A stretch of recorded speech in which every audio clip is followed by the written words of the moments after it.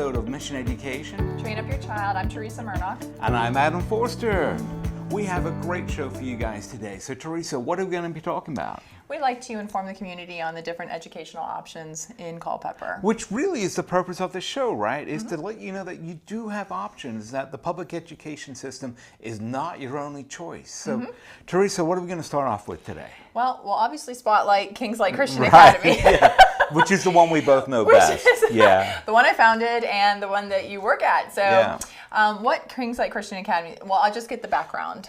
Born out of just the Lord's promptings that we needed something for Christian education for our teens in the area that was affordable, a bit more than a one-day-a-week co-op. So, just as the Lord prompted me in this journey, it was Him opening doors to find about the hybrid model, which is what Kingslight Christian Academy is. So we meet 3 days a week, Monday, Wednesday, Friday. Our current campus is at Jeffersonton Baptist up in Jeffersonton, Virginia, still Culpeper County. And the premise of why a hybrid is still making sure that parents are connected with their kids in their educational process. Very much so. It's just a wonderful partnership. And we can't do our job as teaching and educating them without the involvement of the parents. So we don't try and push them away and say there's nothing to see here. Yeah. We're like, please be part of this. Please participate and be aware of what is going on in the classroom and what your children are learning. And the content matter is not what the parents are delivering. No. So obviously, we have teachers in place that they're delivering the content matter and reviewing that with the kids. The hybrid model concept is that the students are home 2 days a week, on campus 3 days a week. The 2 days a week, the parents are making sure that the youth continue to learn about time management, responsibility, prioritization, continuing to help them work on their character development. Tying in a parent is in the oversight to help train up their child to be an independent adult. Right, yeah. So it's either preparing them for college, where they get to choose whether they go to school, class or not, but they have to get the work done, or life in general, right? So it really is sort of like the training wheels. You're going from a little kiddie bike to an adult bike, but with some training wheels to help them learn balance and get momentum. In a hybrid model, when you have the elementary years, which if the Lord opens those doors for us eventually, that would be amazing. But the parents are more involved in the elementary years, and rightly so. So they're doing more subject matter delivery in the elementary years in a hybrid model. But as we get into high school, we're training up our youth to take more ownership. And it's funny, our culture has regressed from putting responsibility on youth, and they've become more and more responsible, and they are maturing emotionally much later in life, into their 20s and 30s. Well, and that's the psychology of it. People are like, well, their brain's not fully developed until they're 25. I'm like, I'm fairly certain that is culturally induced. Because you think about even 50, 60 years ago, the maturity level of a teen versus now. Oh, hugely different. We can have, that's a whole other thing we can chat about, but this is why we also spotted programs like the 4-H program. Yes. We think that that's a wonderful program because again, it gives youth ownership. Ownership of an animal that they have to figure out how to control. And they can't walk in fear. There's so many aspects of the 4-H program that help raise up a child into maturity. Right. Because it forces them to have to take certain lead. And, a big part of the philosophy at KCLA is hands-on approach, when it's not all academic. We want to get them out into the field. We want them to have a tactile experience to reinforce the educational part, the intellectual part. So 4-H is wonderful. Right, and again, we're always assessing at Kingslight, what's our curriculum, why are we doing what we're doing? We actually transitioned into Bob Jones' curriculum, so just FYI parents, this is another thing to know, is what kind of curriculum are they using? Why did they choose that curriculum? We ended up in Bob Jones because it was a vetted Christian curriculum. Would you say Bob Jones is perfect? No. It has its flaws. Yeah. But again, parents, you choose to put your children where it aligns with your values, and how you hope to raise up your child. Now, we have a parent, and I'll share this too, who has they have 3 children, each in a different school. And that's because each educational format that their child is in serves each child differently. And so this is another thing. It's like, T, why would you ever spotlight all the educational options in Culpeper? That's competition for you. Because we're the body of Christ, right? This is a team sport. It's not. Because Kings Light isn't for everybody. Yeah. You know, and that's a part of it is like parents, when you do the research about what educational options there are in our county, then you can go, okay, I know my child.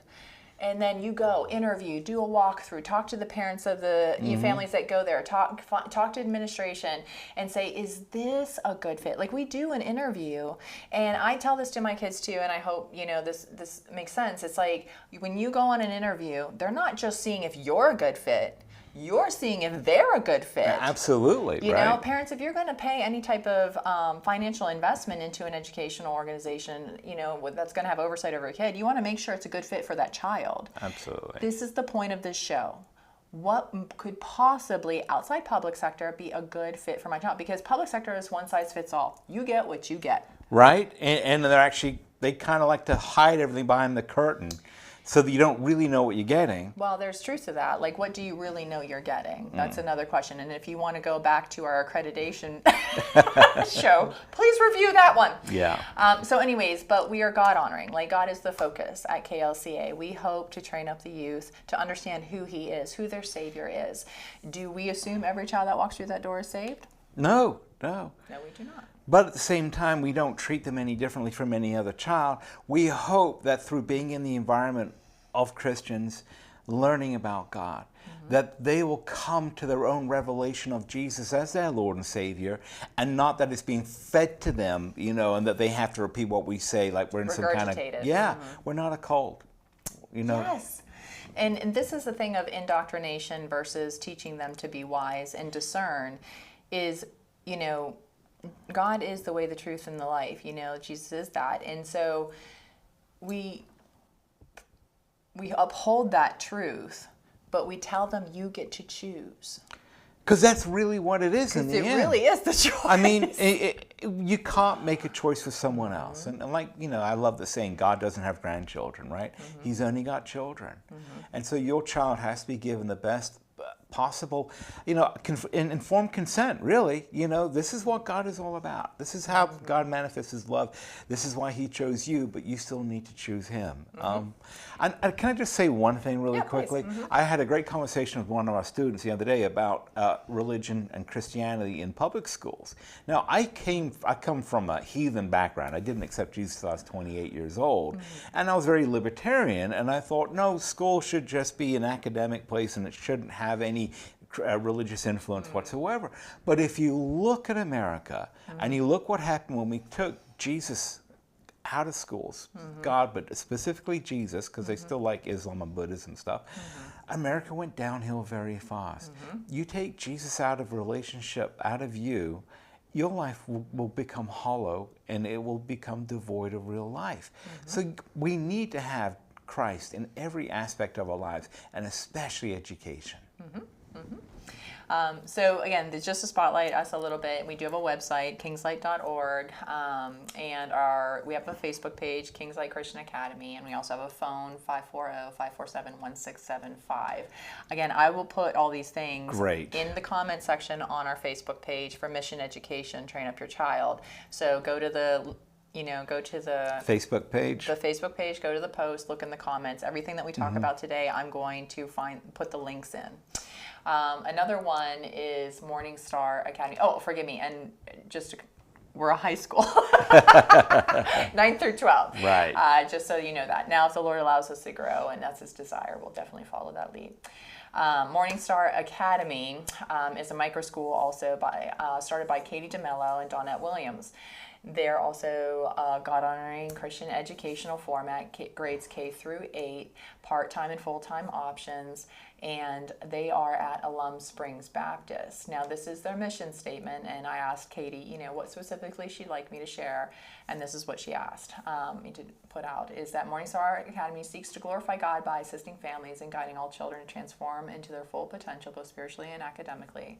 The staff at Morning Star believe in creating an atmosphere based on compassion, mercy, and forgiveness, reconciliation. We strive to cultivate habits of discipline clothed in truth and love, and providing instruction that considers the whole child, resulting in growth that's everlasting.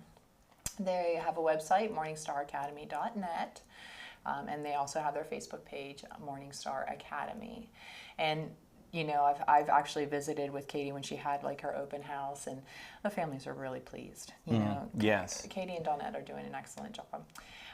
Now we're going to a more formal format of Christian schools, Culpeper Christian School. Of course, they've been around for years in Culpeper, and that's a K through 8 God-honoring environment located at 810 Old Rixeyville Road, Culpeper, Virginia. Website, culpeperchristianschool.com, and phone 540-825-4208. And I know that Culpeper Christian has gone through, you know, a bit of turmoil over the last few years. And, you know, I ask, how are things going there? You know, because one, I glean from other organizations, say what works, what doesn't work. They have a new principal, and from my understanding, staff and families are very happy. Right. And please don't rely on the opinions of other people, which can translate into gossip. It sure can. Go find out for yourself. Yep. Ask hard questions. Yep. And see what's going on. Talk to teachers, talk to current parents, see if they're happy. But don't rely on rumors to inform a decision. And this is something to consider as well. Depending on parent standards, one thing may work for a family because their standards match, and one thing may not work for a family because their standards do not match. So it might even be just a standards issue, you know. And so really do your research, families, and understand, does this jive with what we want our child to be a part of? Just because it didn't work for one family, like we've had families head out of KLCA, but we wish them well. We want the best for them. Now it'll break my heart when they leave and don't go to a God-honoring community. That's hard. But if they put their child in a different God-honoring community that works for that for their child, we're happy for that. Epiphany Catholic School, again, is a K through 8th in town. They've been around for a good long while as well. God-honoring environment, and they're located at 1211 East Grandview Avenue in Culpeper. They have their website, epiphanycatholicschool.org. Their phone, 540-825-9017. One of our students went to Epiphany, and she really enjoyed her time there. Yeah. So, you know, I'm great, and she loves the Lord, you know, and she's dedicated to Jesus as her Lord and Savior. So, again, we're seeing fruit come from that. One of a newer co-op, I know they came around just in a few years, is Mountain Run Forest School. And that's I love that concept. Yeah. I really do. When we talk about like let the children play, this format nails it. To really, you know, if you really want to do some sweet research on why creativity and art and things along that nature and outside play is so important in the development of our children, and also critical thinking is tethered to that, this is an excellent format. So it is for the younger age group. Forgive me, I can't remember. I didn't tag that on here, but I think it goes up to 12 years old. It might be 12, but don't quote me. Go to the website, mountainrunforestschool.com. Right. The focus is outdoor interactive learning. Okay, and that is great if you have high energy little boys. They have found that the more time children spend outside, that the more issues like ADHD go away. Certainly. So it is a wonderful thing. You know, I just saw a little thing of it's silly to relate this, but it kind of makes sense in the parallel of like this doggy daycare. They have a bus and they pick up the dogs in the city, and the dogs are like wild as they pick them up in the bus. And then they go, they run, they play them, you know, and then the dogs are sitting in the bus on the way home like super chill. That's kids, you know what I mean? Yeah. And that's true of us too. You know, so many times it's like, and this is, I'm going off on a tangent, but we're going to have a moment here. We throw drugs at things where sometimes maybe we just need to take a hike. I couldn't agree more. You know? I can't sleep. Well, what are you doing to expel your energy? What do they say now? It's like they say gut health and mental health are completely, I mean, they are so interrelated. I used to have a husky mix dog, and he was untrainable fresh out of the gate. I actually had to take him out on a run, throw a stick for him for about an hour, and it wore out that energy. Then he was so trainable. But it took, exercise first, and then he was able to be calm and teachable. And I think that's true with everybody. Yes, we've been there as adults where our brain is like, yeah. There has to be something to bring us down. Find that. Don't just rely on drugs to do that. I tell our kids all the time, like I put in, he's a commentary, David Guzik, and I put in his commentary and I just kind of focus on, his word, how he's teaching us through the word, and that helps my brain settle. Yeah. So find that thing that helps your brain settle. Activity is really a good part of that, especially for children. When with KLCA, go out, take a walk.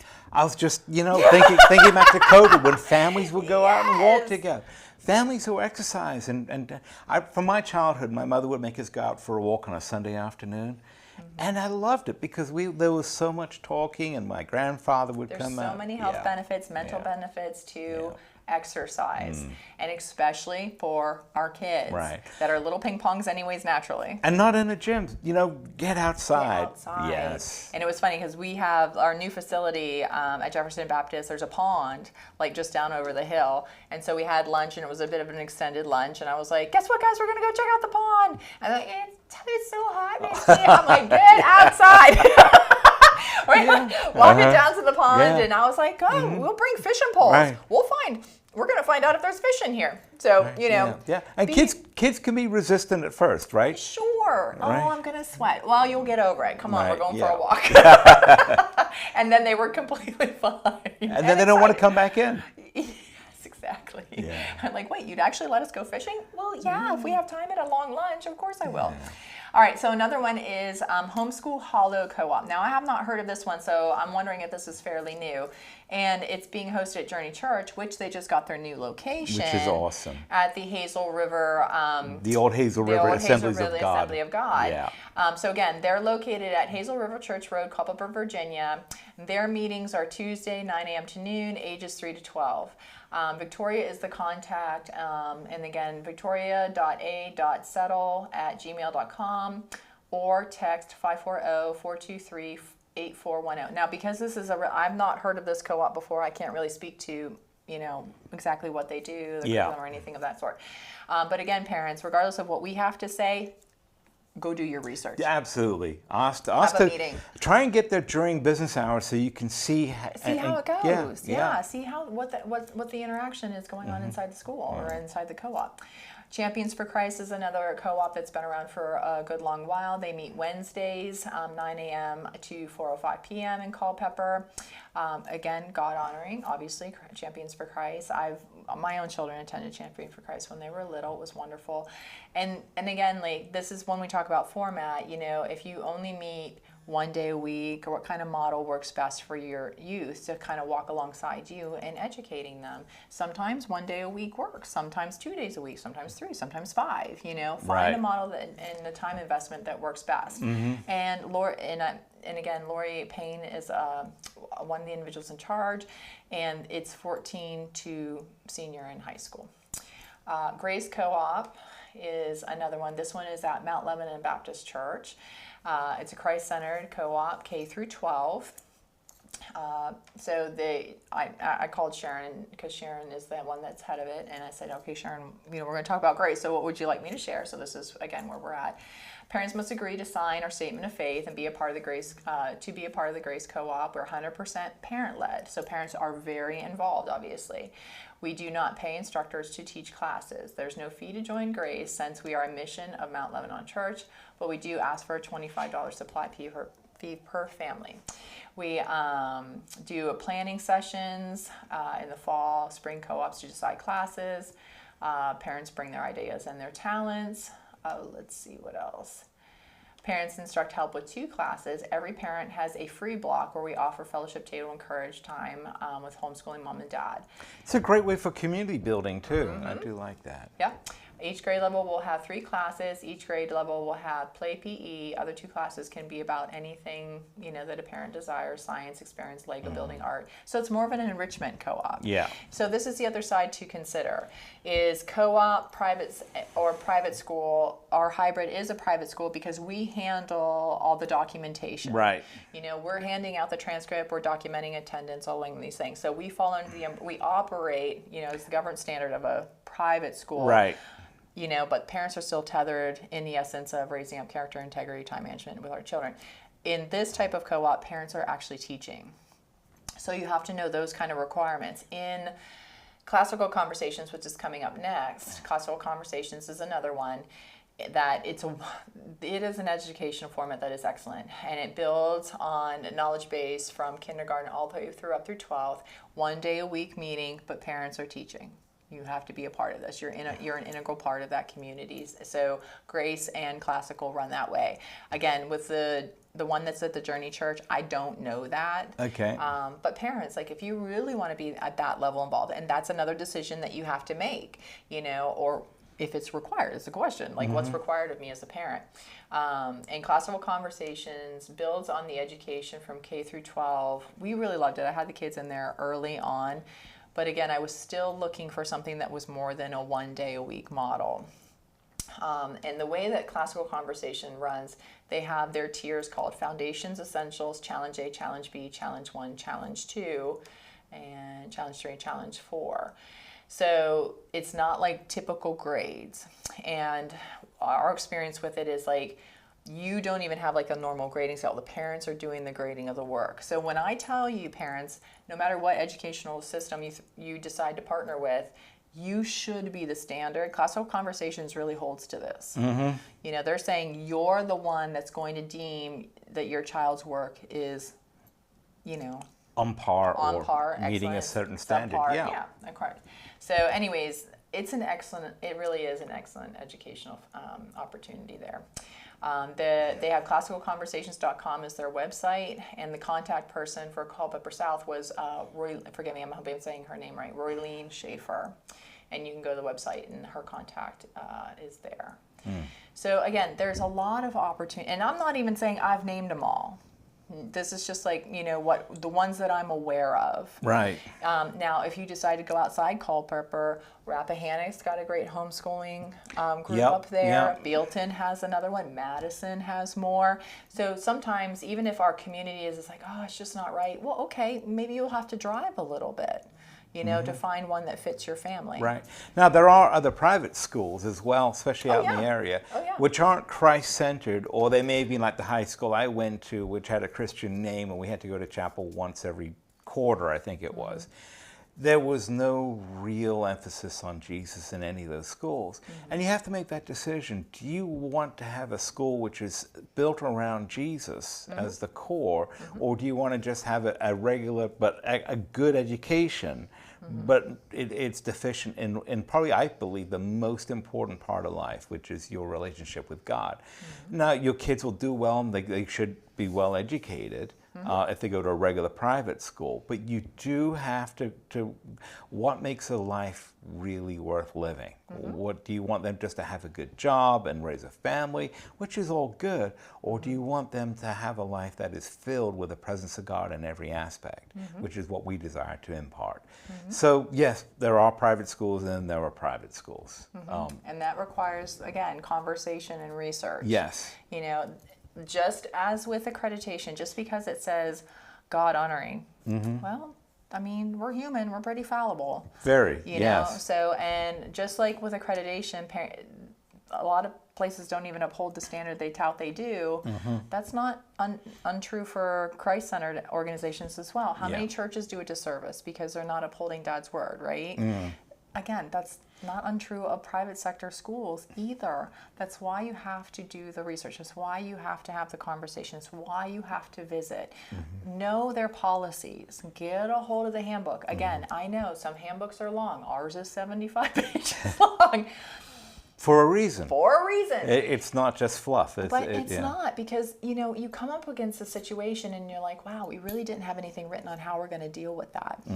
This year we just derived a pregnancy policy because we're dealing with teens. That's a fact of life that could come down the pike. Right. You know, and I did the research on, you know, what statistically happens when students are expelled in private sector, you know, Christian communities, if the girl gets pregnant. What's the fallout of that? And it's far more detrimental to that young woman and to the child to expel her, you know, and again, create a culture of like, oh, you dirty sinner, get out. Right. For the other kids, versus coming around her, loving her, and again, her having that repentant heart, understanding the consequences of what she's done. But there's more opportunity to save the child's life, because if you expel, there's a more likelihood of abortion. Right. And then the other girl, I mean, the poor mother, it's not just one, you know, one dead and then one wounded. And she's not just wounded physically, but emotionally too. It's basically, when you excommunicate someone from the community that they're in, you start putting them on a really bad track for life. And it's, I mean, it's not what Jesus would ever want for us, right? Well, I mean, there's biblical reference to removing a believer out of the body. For very, Speak to that, Adam. Yeah, right? Please. I mean, Paul was like, look, there's a guy who's living in sin purposely, knowingly, right? It's not just a one-time accident, right? And it's like you've got to protect the body there. But then in a teenager gets pregnant, right? If she's leading a promiscuous lifestyle, it's up to us to actually see that happening, right? To work with her, talk to her. Where's her value? Is it by being available to every guy who comes along? Because so we really need to catch that before it happens. So the question is, like, when we, like, for Kings Light Christian Academy, we say our discipline is about discipleship.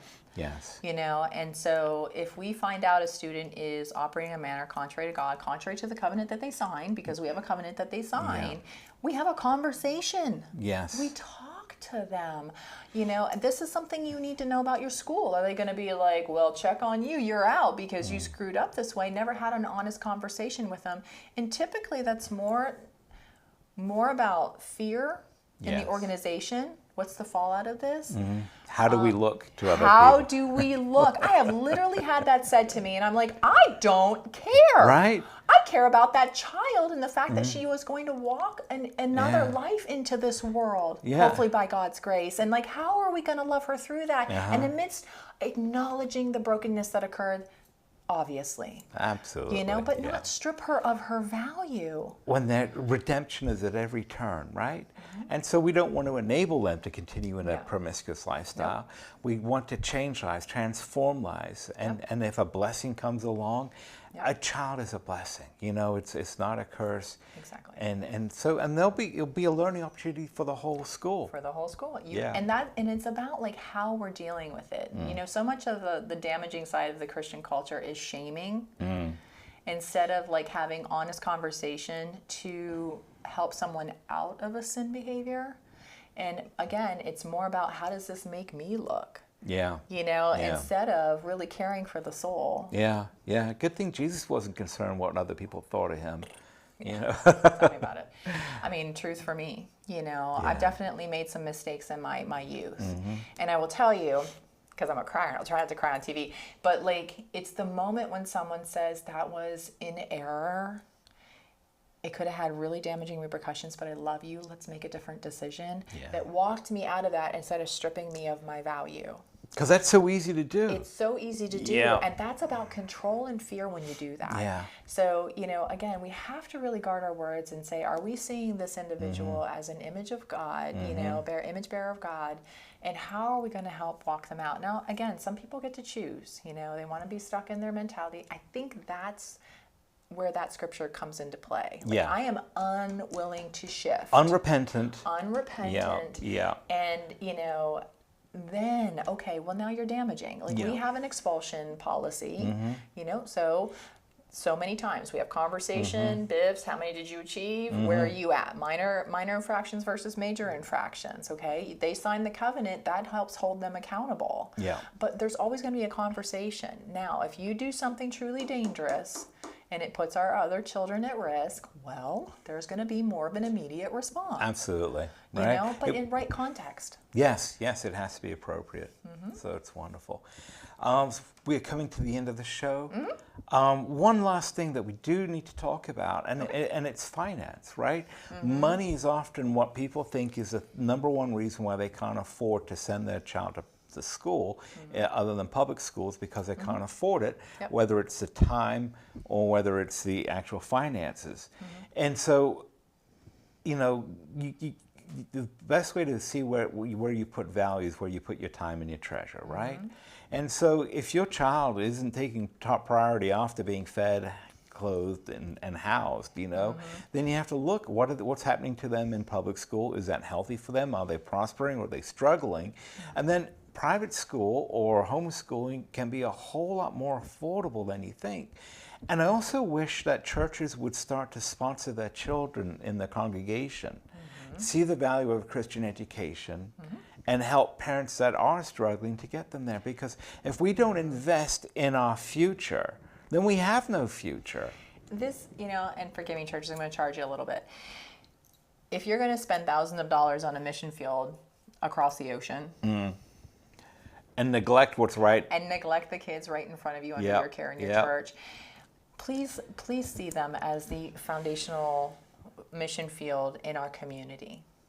You know, we want to see the body of Christ grow in our community. We have got to reach our children. We have really got to reach our families. So sometimes in like the church setting, it's like, oh, we don't want to step on toes. I'm telling you, I got a pastor that's okay with stepping on toes, and I love it. It's so convicting. Like sometimes I come out of church, I'm like, holy smacks, I just got, you know, it was good. You know, and so parents, when we're talking about, is this affordable? Well, maybe the Starbucks coffee every week, maybe eating out every week can go to the side, you know, so that you can afford to bring them into a public or a private educational, you know. I mean, you're going to spend $3,000 to $4,000 on a summer vacation. Yeah. But you could actually send one child to public school for a little bit more than that, or private school, I'm sorry. Yeah. So what are the priorities? Because, you know, vacations are nice, but after a year or two, that memory is really faded. Well, what are we training our children up in saying that's important to us? Yeah. You know, I'm teaching finance this year with our senior, and we're having these conversations, you know, and I'll just explain this real quick. I drew on our board, and it was a 1950s home versus a 2025 home. And I was like, Dan, do you know the difference in square footage of these two homes? Now let's talk about what it takes to financially keep a 1,000 square foot home, 1,200 square foot home running, and the cost to purchase versus a 3,500 to 5,000 square foot. They represent priority. In the 1950s, the priority was far different in the nuclear family versus the priorities of today. Yeah. You know, I talked about, like, my girlfriend had to room with her sister, but they have a tight bond. Sure, they fought, but they learn to love each other. So there's beauty in having your kids share a room. Not every child needs to have their own bedroom. The other side of that is, like, you know, it was great to see when you walk through youth and they're like have an aha moment. He's like, yeah, like you never see your kids at your parents when the home's big, and it's true. Yeah. And I joked around because our house is teeny. You know, we have a small little home, but we did finish the basement, and I'll find my kids. I'm like, where are you? Hunt them down. You know, because you know, our culture has created the big and fancy, and we've disconnected completely from our family. I'll never forget reading this story back in the 2008-2009 financial crash when many homes were foreclosed on. And this one family, like many, actually moved into a campground, and they lived in a tent, no personal space. Yeah. And they said it was some of the best years of their lives, and they got to know their neighbors, and they took care of an elderly woman who was just across the pathway. What we fear is not something we should... Well, it's because we have to give up self. Right? Comfort. Comfort is our number one. I want what I want in my space, and don't you get in my space. I got to have the newest, latest Mac Daddy phone, you know, children with $1,000 phones, which nothing good comes from. Yeah, and I just had a little feedback. They were like, why, Miss T, can't we, because I do take the phones, why can't we have it at lunch? I'm like, nope. No. You all have to talk. You have to interact. Like, I'm sorry, we're not doing that this year. And we, like I said, we've already seen, the benefit of removing the laptops and going back to textbooks. And we're trying to find the balance of obviously the tech and the tactile. But we are seeing a benefit of removing electronics. And they have said they prefer the hard book textbooks, and they all have to handwrite everything, and science has proven handwriting is far better for memory retention. Yep. So again, we parents, sometimes you can be fearful and like, I just can't. But you have to be willing to say, what am I willing to sacrifice? Yeah. For the long-term benefit of my child. The easy route is not, I'm going to say 9 times out of 10, not the right answer. It has not been healthy for America. I've heard a great quote that America was built on delayed gratification. Yes. And we have reversed that now. So it's all about instant gratification. And our culture is suffering because of that. It has not been a good thing for our nation. Our most, what generation would you say had the most grit? Oh, the greatest generation. I mean, it's in their name. Why? Well, first they went through the Great Depression, which prepared them for World War II, which is all about sacrifice, giving up, pulling together as a team. My mother grew up during the Blitz in London, actually Newcastle up north, where it was being bombed. She was born in an air raid. Half the hospital was blown up. And she used to play in the bombed out buildings. It was exciting. They learned to go without. And it gave them resilience, which is really lacking in our culture now. So we need to understand that we can do without these little creature comforts. That a cup of Starbucks coffee is nice if you like Starbucks and all that, but 10 minutes later it's gone. But investing that money, we're called to invest into the kingdom of heaven, right? So figure out how you can invest first at home, in the church, locally, and then we can start thinking globally. But we need to take care of what's in front of us first. I often wonder how many families actually even operate on a true budget. Because and this is something we're also teaching in finance, is like when you put something down on paper and you're held accountable to it, you start to see your priorities. And so I had my sweet student do a pie chart. We started with 24 hours in the day, and where were his priorities, what he did in a 24-hour day. And it was funny because he actually did what he thought he should do in a 24-hour day versus what he really does. And I docked him for it. I'm like, I wanted facts, because what I'm trying to show you is your priorities. Family. So, and this is convicting for the believers. This is not for non-believers. I'm just going to say this straight. As believers, there's an accountability to our time, talent, and treasure. So, my question and challenge to the community of believers that we're speaking to is, if you were to do a budget, what would your priorities? Isn't it funny, right? You have the priorities you think you have, and then you start to see where it is, and if you have to categorize them, right? So what are you spending on frivolous things? So what are important things?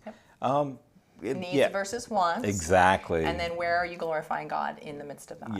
Yeah. What do you really trust God with your finances? He's an awesome God. Yeah. I'm telling you, He has provided 110% for KLCA. That is a but God. Truly. And we walk in just complete trust. So as long as He allows our doors to stay open, we're like, all right, Dad, we're walking through those doors.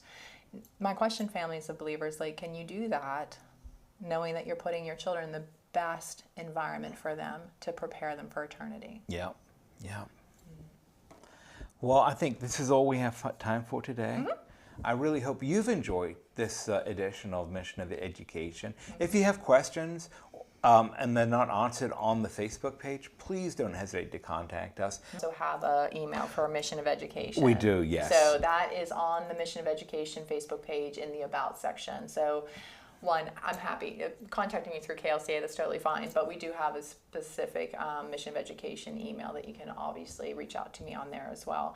And I promote KLCA because I want families to know that we're here. But I also want you to know that regardless of your child coming to KLCA, I want them in a God-honoring environment. So I will work with you. I will connect you to the best of my abilities with other believing educational formats in our community. That's wonderful. Well, I hope you've enjoyed this. Until next time, God bless. God bless. Thank you for coming.